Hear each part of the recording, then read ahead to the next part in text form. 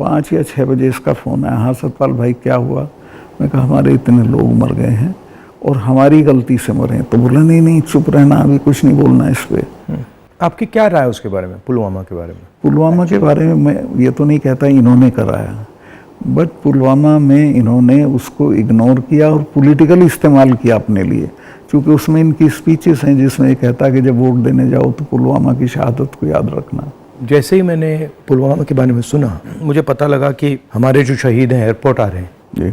तो मैं सीधा एयरपोर्ट गया। हमारी सिक्योरिटी वालों ने मुझे कहा कि नहीं नहीं नहीं आप मत जाइए, मगर मैंने कहा मैं जा रहा हूँ। तो मैं एयरपोर्ट में चला गया और एयरपोर्ट में उस टाइम मुझे कमरे में बंद कर दिया और मुझे कहा कि देखिए आप कमरे से नहीं निकल सकते। मैंने कहा मतलब? तो उधर वो सब शहीद आए थे, वहाँ पे आर्मी के लोग थे, प्रधानमंत्री आ रहे थे और मुझे मतलब लिटरली चाबी से बंद किया कि आप बाहर नहीं जा सकते। मैंने सिक्योरिटी वालों से बोला ये मतलब ऐसे कैसे कर सकते हैं, और फिर लड़के मैं वहाँ से निकला तो मुझे लग रहा था कि एक पूरा वहाँ पे शो सा क्रिएट हो रहा था। हाँ वो था ही, वो प्रधानमंत्री को श्रीनगर जाना चाहिए था, राजनाथ सिंह आए थे, मैं था, हम लोगों ने श्रद्धांजलि दी थी, प्रधानमंत्री को उसी दिन जाना चाहिए था। नहीं मगर मुझे उसमें क्या शौक लगा कि ऐसे लग रहा था कि एक कोई बड़ा इवेंट सा हो रहा है ना इसके लिए, और वहाँ पे प्रधानमंत्री आए हैं और ये पूरा मतलब जैसे देश को दिखा रहे हैं कि भैया देखो, काफ़ी डिस्टेस्टफुल सा था। जिस दिन ये हुआ तो ये नेशनल कॉर्बेट पार्क में शूटिंग करा रहा था अपनी, तो ये अवेलेबल मैंने 3-4 बार कोशिश की, मिला ही नहीं मुझको। 5 या 6 बजे इसका फ़ोन आया, हाँ सतपाल भाई क्या हुआ? मैं कहा हमारे इतने लोग मर गए हैं और हमारी गलती से मरे हैं। तो बोला नहीं नहीं चुप रहना, अभी कुछ नहीं बोलना इस पर। फिर 1 घंटे बाद ये डोभाल जो मेरा क्लास फेलो रहा लॉ में मेरठ में, तो इसका फ़ोन आया, सतपाल भाई आप बोल दी। मैं 2 चैनल को बोल चुका था ये बात, तो इन्होंने कहा नहीं नहीं कुछ नहीं बोलना इस पर। मैं कहा ठीक है, मैं समझा कुछ जांच वाँच कराएंगे, उस पर असर पड़ेगा। कुछ भी नहीं। तीसरे दिन इनका आ गया कि ये पुलवामा की शहादत को याद रखो और अब हम बालाकोट करेंगे, ये करेंगे, वो करेंगे। और अभी तक उसमें कुछ नहीं हुआ? कुछ नहीं, करना भी नहीं है इसको। पुलवामा के शहीद जिस तरह हुए थे इसलिए हुए कि उन्होंने 5 एयरक्राफ्ट मांगे थे। अगर वो मेरे से मांग लेते तो मैं इमीडिएटली कर देता। मैं तो वहाँ स्टूडेंट्स जब जम्मू में फंस जाते थे वर्ष में, उनको एयरक्राफ्ट से, क्योंकि दिल्ली में एयरक्राफ्ट इमीडिएटली मिलता है किराए पे। 4 महीने तक एप्लीकेशन उनकी पड़ी रही होम मिनिस्ट्री में और 4 महीने बाद वो खारिज कर दी कि नहीं देंगे। तब वो सड़क से चले। इतना बड़ा मतलब 4 महीने के लिए वो चले ही नहीं? चले ही नहीं, इसलिए कि वो सड़क से चलना बिल्कुल इनसिक्योर होता है, वो उनके उसमें नहीं है सिस्टम में।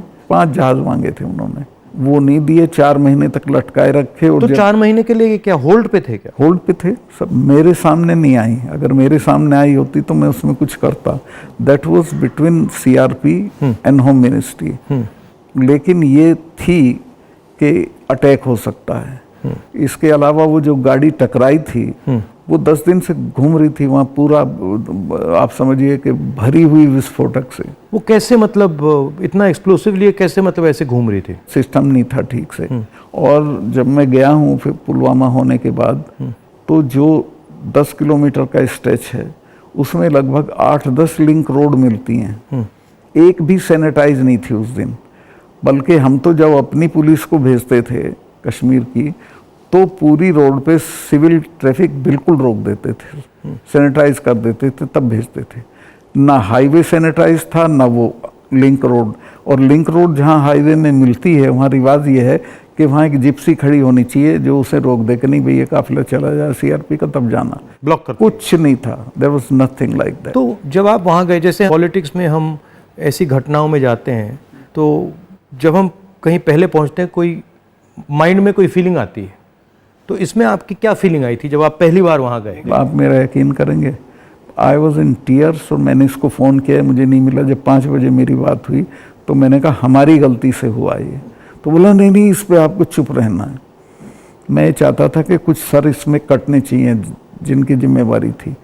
कुछ भी नहीं, किसी का नहीं, कुछ नहीं हुआ। उसको इलेक्शन के लिए यूज़ करना चाहते थे कि ये पाकिस्तान ने किया, हमारे जवान मारे और अब हम हराएंगे। भारत जोड़ो यात्रा में हम वहीं से निकले, एक्चुअली साइट से निकले, पुलवामा से। तो मुझे ये लग रहा था कि जो आपने बोला कि ऐसी जगह पे, स्ट्रेटेजिक जगह पे इतना एक्सप्लोसिव कहाँ से आ गया, कैसे आया, वो मेरे दिमाग में क्वेश्चन था। सारा पाकिस्तान से आया था। बट इतना 600-300 मैं किलो, बताता हूँ, हाँ, ये बॉर्डर तो हमारा पोरस है और ये इतना एक्सप्लोसिव इंडिजिनसली प्रोक्योर करते तो वो बात फैल जाती। ये 10-12 क्विंटल तो आया हुआ था, उसमें से ये गाड़ी पूरी भरी थी एक्सप्लोसिव से। और बताया मुझे जब मैं गया कि साहब ये तो 10-12 दिन से घूम रही थी गाड़ी। जो गाड़ी चला रहा था उसका भी, मालिक का, दोनों का टेररिस्ट रिकॉर्ड था। दोनों कई बार गिरफ्तार हो लिए थे, फिर छूट गए थे, फिर गिरफ्तार हुए थे, फिर छूट गए थे। अच्छा, तो उन पे कोई निगाह नहीं थी इंटेलिजेंस एजेंसीज की।